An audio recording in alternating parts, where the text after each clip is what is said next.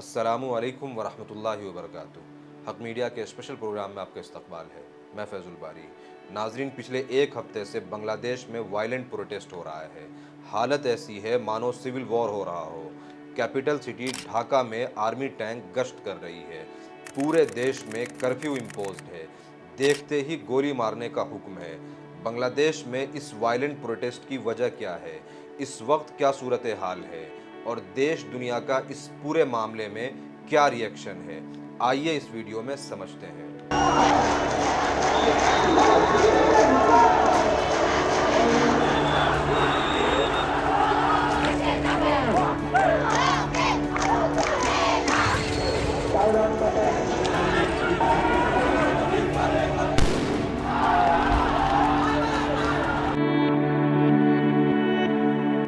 5 जून 2024 को हाईकोर्ट का जजमेंट आया जिसमें 30% कोटा बहाल करने का हुक्म था।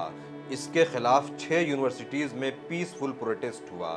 3 दिन प्रोटेस्ट करने के बाद 9 जून को ईद उल अजहा के वजह से प्रोटेस्ट रोक दिया गया। फिर एक महीने के बाद 7 जून को फिर से प्रोटेस्ट स्टार्ट होता है। 10 जून को ढाका में फिर कई यूनिवर्सिटी स्टूडेंट्स प्रोटेस्ट करते हैं। रोड ब्लॉक किया जाता है, जहां कुमिल्ला यूनिवर्सिटी में पुलिस स्टूडेंट पर हमला करती है।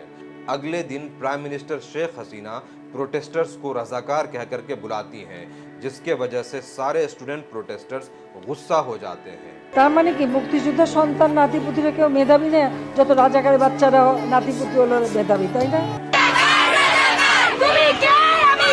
उत्तल ढाका विश्वविद्यालय इलाकाয় असल में रजाकार बांग्लादेश में गद्दारी के टर्म से मशहूर है, क्योंकि 1971 में जिन लोगों ने पाकिस्तान का साथ दिया था उन्हें रजाकार कहा गया, और जिन लोगों ने बांग्लादेश के आज़ादी के लिए लड़ाई लड़ी उन्हें फ्रीडम फाइटर कहा गया, और जो लोग पाकिस्तान को टूटने से बचाना चाहते थे उन्हें ट्रेटर समझा गया।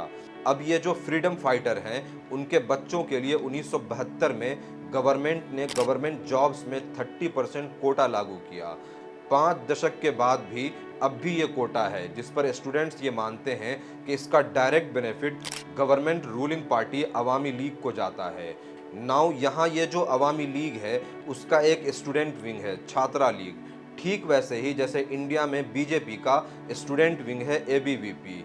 ये लोग कहीं भी कोई भी एंटी गवर्नमेंट प्रोटेस्ट में जा करके स्टूडेंट के साथ मारपीट करते हैं। 14 जुलाई से छात्रा लीग और बांग्लादेश पुलिस मिल करके स्टूडेंट प्रोटेस्टर्स पर जगह जगह हमला करते हैं, मार पिटाई करते हैं। 16 जुलाई को कोई 300 छात्रा लीग के मेंबर्स लाठी, डंडा, ग्लास बॉटल, गन के साथ जहांगीर नगर यूनिवर्सिटी में प्रोटेस्टर्स पर हमला कर देते हैं। उसी दिन बेगम रुकैया यूनिवर्सिटी में पुलिस के ब्रूटालिटी की वजह से इस प्रोटेस्ट में पहली मौत होती है, जहां अबू सईद बंदूक की गोली से मारे जाते हैं। शाम होते होते पुलिस के गुंडे और गवर्नमेंट के गुंडे यानी छात्रा लीग के मेंबर्स और भी कई यूनिवर्सिटी स्टूडेंट्स के ऊपर हमला करते हैं। सैकड़ों लोग जख्मी होते हैं और उस दिन 6 प्रोटेस्टर्स मारे जाते हैं।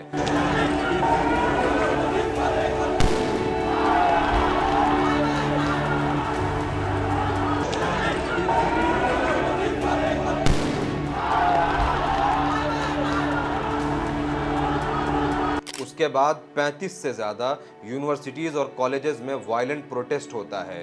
Ministry of education Bangladesh school और कॉलेजेस बंद करने का ऐलान करती है। एग्ज़ाम 18 जुलाई को रीशेड्यूल किया जाता है। अगले दिन यानी 17 जुलाई को बांग्लादेश की opposition party Bangladesh nationalist party BNP और दूसरी अपोजिशन पार्टीज़ और कुछ ऑर्गेनाइजेशंस प्रोटेस्ट में मारे गए लोगों का फ्यूनरल प्रोग्राम अनाउंस करती है, जिसके बाद रिपोर्टेडली वायलेंस दोनों तरफ से शुरू हो जाता है।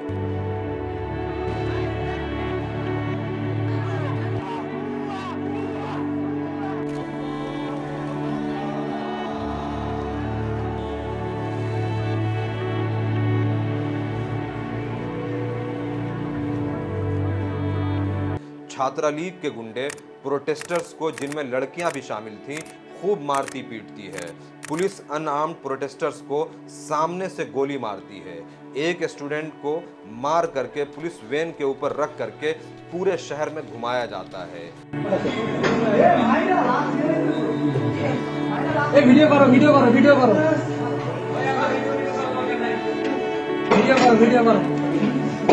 एक नमाज जनाजा में नमाज पढ़ा रहे इमाम को दौरान नमाज जनाजा अरेस्ट कर लिया जाता है।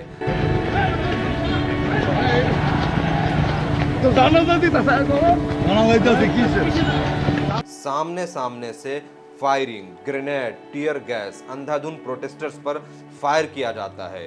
गवर्नमेंट शहर में आर्मी टैंक उतार देती है। कर्फ्यू इम्पोज कर दिया जाता है। आर्मी को शूट एंड साइट का ऑर्डर मिलता है। इसीलिए आज तक 115 लोग शहीद हो चुके हैं और 1500 से ज़्यादा लोग जख्मी हैं। इंटरनेट बैन है। कई सारे मीडिया हाउसेस जैसे ढाका ट्रिब्यून, डेली स्टार के वेबसाइट को डाउन करवा दिया गया है। गवर्नमेंट ने अनाउंस किया कि हम स्टूडेंट्स के साथ बात करने को तैयार हैं, मगर अब students prime minister Sheikh Hasina के रेजिग्नेशन की डिमांड कर रहे हैं। इसकी कई सारी वजह है, जिसमें से एक बड़ी वजह यह है कि 2018 में भी स्टूडेंट्स बड़ी तादाद में पूरे बांग्लादेश में इसी 30% कोटा के खिलाफ प्रोटेस्ट कर रहे थे।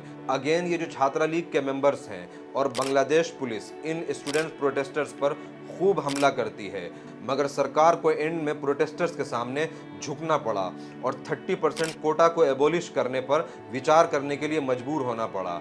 मगर इस बार फिर से इलेक्शन जीतने के बाद वापस से कोर्ट के थ्रू ये कोटा इम्प्लीमेंट करने का ऑर्डर रिलीज करवा दिया। इसीलिए स्टूडेंट्स अब मानने को तैयार नहीं है। यहाँ ये याद रखें कि बांग्लादेश में 30% प्लस 26% यानी 56% गवर्नमेंट जॉब में कोटा है, जिसमें 5% माइनॉरिटीज के लिए भी कोटा फिक्स है। 1% of all the jobs are reserved for people with disabilities. 5% are reserved for minority communities. 10% are reserved for women. Another 10% are reserved for people from underdeveloped districts in Bangladesh. The largest reservation is for freedom fighters, the people who fought to liberate Bangladesh from Pakistan back in 1971. अब आप सोचें, मुश्किल से 2 से 4% आबादी के लिए 56% कोटा कहां तक सही है।